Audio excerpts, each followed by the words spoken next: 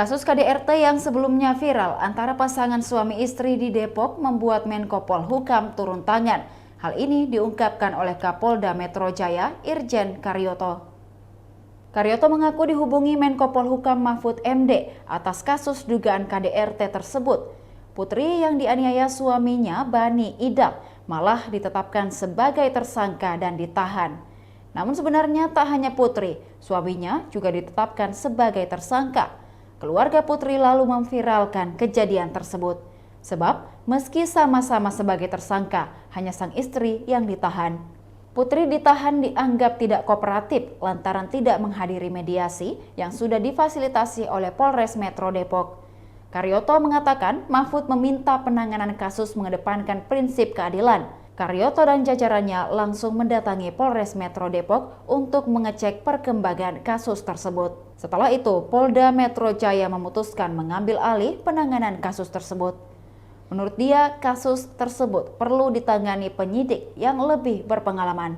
Karyoto mengatakan pasangan suami istri bernama Bani Idam dan Putri Balkis yang saling menganiaya di Depok sebenarnya bisa ditahan karena sudah ditetapkan sebagai tersangka dugaan KDRT.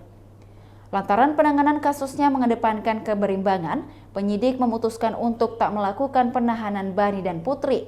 Penyidik sejak awal mengaku tidak bisa menahan Idam karena dia sedang menjalani perawatan medis akibat luka di bagian alat kelaminnya.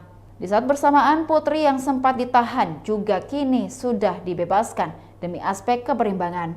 Ia diberi kesempatan untuk merenungi diri atas konflik rumah tangga dengan suaminya.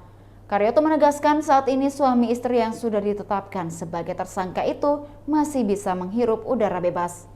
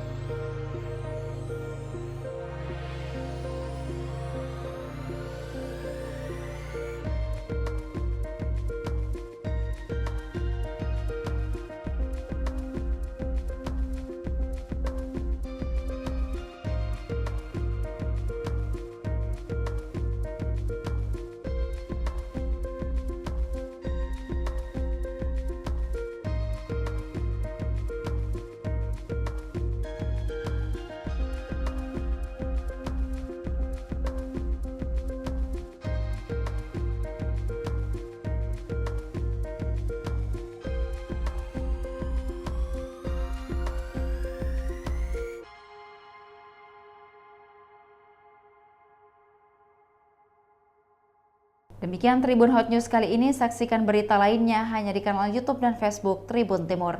Terima kasih sudah nonton, jangan lupa like, subscribe, dan share ya!